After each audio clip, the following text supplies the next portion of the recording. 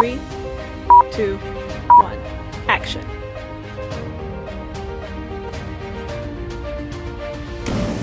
Welcome to Ho Choco Podcast. Hello, Matakiepi. Welcome to Ho Choka here at the center of St. Joseph's Indian Schools campus. Today I'll visit with my wife, Lorraine. She's the Lakota Studies lead here at St. Joseph's Indian School. I recently read Joseph Marshall III's book, Crazy Horse Weeps, and I thought he spoke eloquently and urgently about fostering a strong cultural identity in Native American youth. And it made me think of Lorraine and how she relates her coming to awareness about her own identity as a Native American person. So, Lorraine, first of all, welcome to the podcast. It's good to have you here in Ho Choka. Could you tell us just a little bit about your role here at St. Joe's and about the moccasins that you fill here at St. Joe's? Yes, how Madakuyepi. The moccasins I fill at St. Joseph's Indian School are one as a teacher. Within that, it becomes a role model. And I do that in a language and a cultural sense. I am a guide for the Ocheti Shakoi Essential Understandings teachings, which are a cultural curriculum across the state. So I'm passionate about doing that and different elements to help the kids and staff and whoever I can. You just received a national award, and I want to congratulate you again on receiving that award. You were selected as the Teacher of the Year by the Council on Residential Excellence, and this council it's a national organization that exclusively represents places like our school and that provide home-like educational services to children who live away from their families. And congratulations on winning that award. Thank you. Yeah. The Educator of the Year award was an honor. I think it's a reflection of what we all do here at St. Joseph's Indian School. It represents what we do in the community, on campus, in our school, across staff. So I'm honored to receive that award, and I often reflect on, what does that mean? How did this happen? And it really is just the passion of my work, being able to teach language and culture to students, work with their families, work with staff.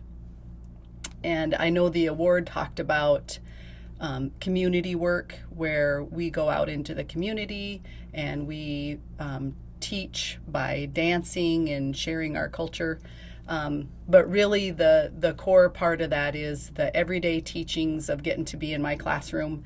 And I say it's a reflection of what we do because working here since 2002, I have learned many things from all staff who work at St. Joe's, whether it's the second grade teacher who has the really neat lesson plan and I say, ooh, I want to follow and do something on that, or the teachers who follow the Ocheti Shakoi Essential Understandings and I get to see what the sixth grade math teacher has done with kinship terms in her class, or horse culture across campus. So the award is an honor, but I think of it really as a reflection of what I get to do here at St. Joe's and how we all work together to build a community that shares who we are with the world. And we do that. Yes. And you're my Educator of the Year. You have been for many years, but it's nice to see that the board recognized you in that way too. That's a pretty special thing.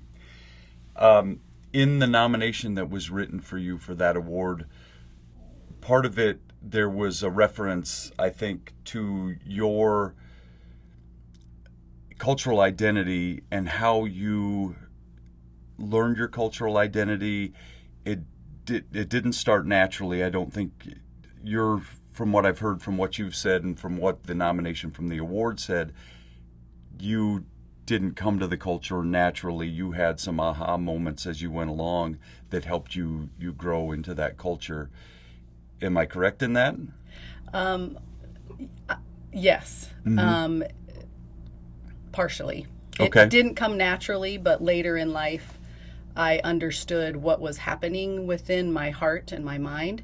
So first I say, ha ma Lakota, si changu o yanke, I mataha. I am Lakota, and I'm from the Rosebud Sioux tribe of the Burnt Thigh Nation, and that is my cultural identity.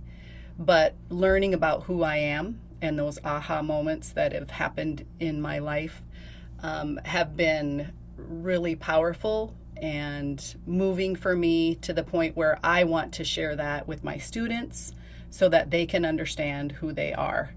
And some of those moments, for example, when I was younger and my mom and dad took my brother and I on a trip across the Black Hills, and we visited Crazy Horse, I was intrigued and loved looking at the red dirt that was around the Black Hills, and I wasn't aware of the Great Race story or any of those cultural elements because I was raised until I was 5 on the reservation and then moved away, had an Irish dad and a Lakota mom, and with being the youngest of 7 siblings, life is busy. But when those things happened, I remember my dad stopping, and we made sure that we had a bucket on the way home, and he got me some of that red dirt, which ties me to the earth. It is what it is, and I keep that in my classroom, and my students love just touching it. And I like to hear them say, "What is this?" And then I get to say, "Well, that's the red earth of the Black Hills, and it's about the story of the Great Race. Have you heard that?" And, we're tied to the earth. And recently, I also have some earth from Black Elk Peak. So when we go on our 7th grade cultural trip, I bring some of that back, and it shows a little bit of, looks like the fake gold dust. And so that's another option where I get to tell about, this is from Black Elk Peak.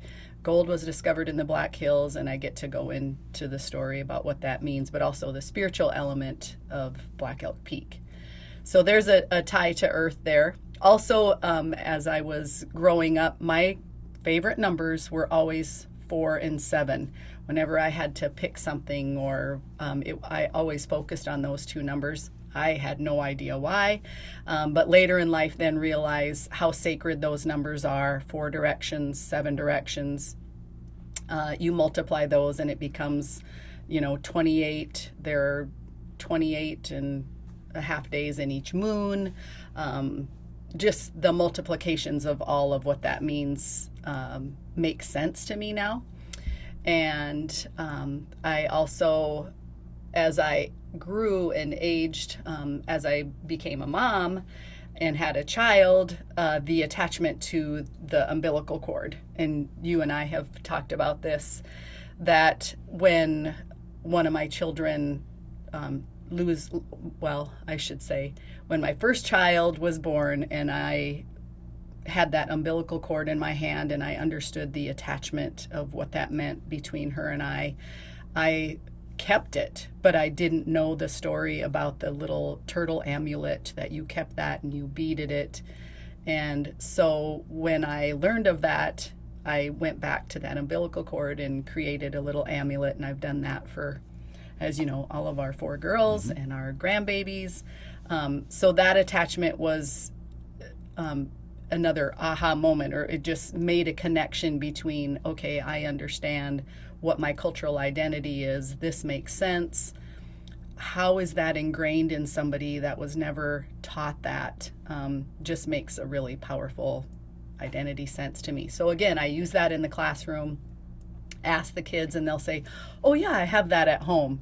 And just many things, the star quilt and all of those teachings. So to storms, I have always been intrigued by storms, and you and I know the altar to which we belong to ceremony is the Wakia Oyate, or the thunder beings, and they're a big part of the generosity that brings rain and snow and everything to the earth. So the storms are a big thing, and I think as I age and grow, there are going to be more things I figure out that have a cultural identity, because I think the more I learn, the more I realize I have more to learn yet. So I love the fact that you tie it, everything is tied back into what you can teach to the children who you work with now. As I hear you talking, you're talking about your own growth and where you went with that, and you say, I want to teach these kids the same things. What I hear you saying too is that there were seeds planted when you were a young girl, and that some of those teachings became more apparent to you as you got older. You said that to me yesterday in terms of teaching language and how hard it is to teach to kids. You're doing your assessments right now in the classroom, and you teach for today, but you also teach for tomorrow. So those kids are learning those lessons, and you're planting seeds that we'll see if they end up sprouting at some point. right. Mm-hmm. That's my passion. I want my kids to be able to understand who they are, identity-wise. It's always been my passion since I started. I want kids to be able to know who they are, to be able to carry on a conversation about who they are, to help them understand their cultural identity, from where they come, what that means, and be able to feel confident in who they are, and then continuing that to learn and teach other people. I often have the kids, I encourage the kids to go back and ask their families about their family members, or what's your belief about animals, or just as they're traveling, whatever they can do, ask questions about it and have a conversation with family about it. So kids come to our school at different ages. Some come in the first grade, some come in high school. How much do they know when they come in to this school about their culture? I'm sure kids have different, varying degrees of knowledge and understanding of their culture. Yes, and the variant of that degree, the spectrum of that degree is, very little to some of them a lot. However, I think a lot of our kids understand their cultural identity and who they are. It just is normal to them. So, for example, when some of our kids say, oh yeah, I go camping in the summer for, a week or a few days with my grandma, it might really be at Sundance ceremony. And to them, that's just a normal activity. So there are some kids also that have a lot of knowledge about culture, but because of generational issues, they might not be willing to share as much of that as they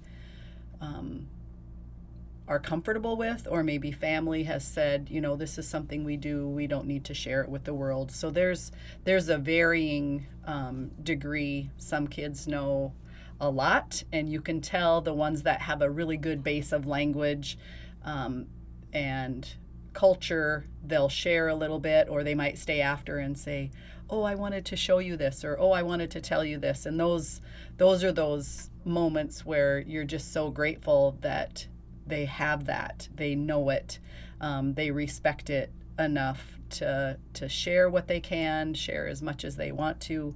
But there's a variant degree, but it's really fun to see those eyes that light up when you're talking about something and they know what you're talking about, whether it's prayer or culture or language, family, kinship terms, all of those elements that are a part of teaching in the classroom or outside the classroom, going outside and talking about cedar and sage and sweetgrass and picking it, and they'll say, oh yeah, we go do this. So it's just those little things that you can do to bring that out so they understand this isn't something everybody does. I get to do this because it's a part of my culture. Mm-hmm. So you are on the mission integration team here at St. Joe's Indian School, and what does that have to do with shaping our kids' cultural identity? The one word that comes to mind when I think about being on the mission integration team is prayer. And because we are a Lakota Catholic school, Indian school, St. Joseph's Indian School, and in a Catholic mission organization, prayer is the focus of a lot of what happens. So I get to have prayer in my classroom before we start every class. The kids learn respect within that. So some of them are very nervous when they start, but I say, you're going to have a time when somebody's going to say, can you say a prayer? And you're going to be ready for this. And they're nervous. And some of them cannot wait. Is it my turn to pray? And some of them are very nervous about it. So it's kind of like that spectrum that we talked about. Some are comfortable, some aren't. But prayer is that focus of the mission integration team. So I get to have prayer in the classroom. I get to pour water for the girls in Inipi and prayer ceremony. We get to sing songs. That's a part of prayer and singing. And also then it's just that respect of what is prayer and how can I be a part of that in another area of my culture. So maybe in the homes, the students get to azalea and use the cleansing of sage and cedar to cleanse themselves in the home. And we also do that on the playground, so other teachers get to be a part of that. Other house parents and staff get to be a part of that. Your staff uses that with the students when they have their counseling sessions. So it's those little things of prayer and spirituality that are interwoven across campus. Even teaching the kids about making a spirit plate before they have a meal and saying a prayer and honoring their relatives. So that mission integration team gets to weave in prayer and spirituality and respect, which are a large part of the culture, into any area that we can, whether it's in the dining hall or on the playground or in the chapel or in the homes or to the museum. The many pejuta, the medicines that we have around campus, that element of mission integration is so broad that I get to use it in a lot of ways. A large part of that is the seventh grade cultural trip, where we get to take the seventh graders across South Dakota, Wyoming, Montana, and really follow the footsteps of Crazy Horse, as you referred to in the beginning with Joseph Marshall's book. And within that is mission integration. We make prayer ties and leave them at sacred, important places across the way, whether it's the place where Crazy Horse was murdered, or at the top of Black Elk Peak, where many of our elders had their vision quests. And so that's a big part of that, teaching the girls and boys to sing songs. And that's probably one of the prouder moments. Is last year we had the girls and boys lead a prayer song wherever they were, whether it was Black Elk Peak or at Greasy Grass in Montana. And that made them feel good about who they were, but not anywhere near how proud I was of them to show who they are in a cultural identity, but interweave it with spirituality. Right. That's such a powerful thing to be able to do here. Yeah. In Joseph Marshall's book, he said, and I quote him, "Our final stronghold is our sense of identity." Could you tell our listeners, and maybe if we have parents out there who are listening, something practical that they can do at home to help build up their children's sense of cultural identity? What comes to mind is November was Native American Heritage Month, and during COVID, I created a calendar of activities for November that was something each day that you could do that was a part of your culture. And as I created it, I thought many things. One was, this can't be just 1 month. This is every day of every year, or weekly, yearly. Create some traditions and habits that are about who you are. So that's the first thing that comes to mind. And on that is so many fun things. So that's what I would encourage parents and families, other teachers. I shared it with our staff. I shared it with campus, who I think shared it with the world. But some of the things on there are learning about hair braiding, or going to our museum on campus, our award awesome winning museum that has so much knowledge about our culture and who we are. But also within that is the Rock Your Mocks Week. So wear your moccasins. Recently, we've had ribbon skirt making across campus. So learn about ribbon skirts, or a contemporary item that's a part of the world. And I could tell you all 30 days, but that's what I would say is a good thing to do, is take that and learn about who you are, watch a movie, cook a food, learn your language, speak a word and practice it and use it. There are 30 different activities, but at the end of that, I encourage my students and everybody to take a few of those items and make them permanent in your life. The other thing I would suggest is kind of what I talked about before. Have a conversation. Ask about family. Ask about your family names. Ask about who you are, places your family has been, historical events, and what does that mean for the future. Lorraine, once again, thank you for joining us here in the Ho-Chokeh at the center of the St. Joseph's Indian Schools campus, where we talk about issues that are central to Native America today. Until next time, stay centered.